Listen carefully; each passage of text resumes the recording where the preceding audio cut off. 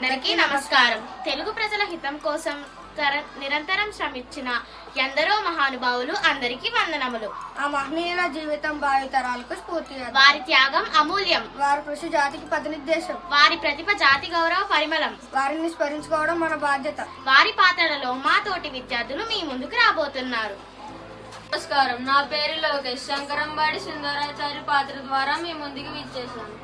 మా తెలుగు తల్లికి మల్లె పూదండ, మా కన్న తల్లికి మంగళారతులు అంటూ తెలుగు రాష్ట్ర గేయంగా తెలుగు భాష సంస్కృతిని తెలుగు ప్రజలందరి నాలికలపై నర్పింపచేసిన ఘనపాటి ఎవరో కాదు, సుందర కవి శంకరంబాడి సుందరాచారి.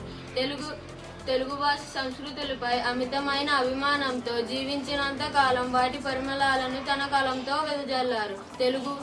తెలుగు జాతి ఉన్నంత వరకు శంకరంబాడి సుందరాచారి తెలుగు ప్రజల గుండెల్లో నిలిచే ఉంటారు. ధన్యవాదాలు.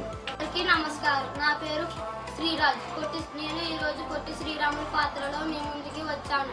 పొట్టి శ్రీరాములు పేదవారి కష్టాల్లో పాలు పంచుకునేవారు. ఇతరుల కోసం ఏదో ఒకటి చేయాలని తప్పించేవారు.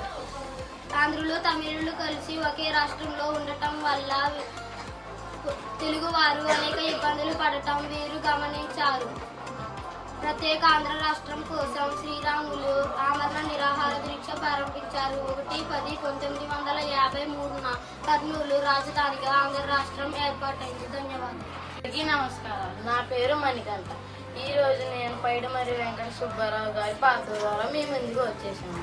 భారతదేశం నా మాతృభూమి అంటూ చేసే ప్రతిజ్ఞ దేశభక్తిని, భావచైతన్యాన్ని, ఎనలేని సోదర భావాన్ని కలుగు చేస్తుంది. ఈ ప్రతిజ్ఞ రాసిన మహనీయుడు పైడిమర్రి వెంకట సుబ్బారావు. ఈ ప్రతిజ్ఞ ధ్వనించినంత కాలం పైడిమర్రి వారి దేశ పౌరుల హృదయాలలో కలకాలం నిలిచే ఉండదు. ధన్యవాదాలు. అందరికీ నమస్కారం. నా పేరు గోపిచంద్. పింగళి వెంకయ్య పాత్ర ద్వారా మీ ముందుకు వచ్చేసాను. భారతీయుల ఆత్మాభిమానానికి, దేశ సార్వభౌమాధికారానికి గుర్తు అయిన జాతీయ జెండాను రూపొందించిన వారు పింగళి వెంకయ్య. పింగళి వెంకయ్య 1878 ఆగస్టు 2వ తేదీన కృష్ణా జిల్లా పట్ల పెనుమలలో జన్మించారు. 19 ఏళ్ల వయసులో సైన్యంలో చేరి గాంధీ గారి పరిచయంతో స్వాతంత్రోద్యమంలో ప్రవేశించారు. గాంధీజీ కోరికపై జాతీయ జెండాను రూపొందించారు. ఆయన రూపొందించిన ఆ జెండా ప్రతి భారతీయునికి ఒక తాటికపై తెచ్చి స్వాతంత్రోద్యమానికి ఊపు తెచ్చింది. ధన్యవాదములు.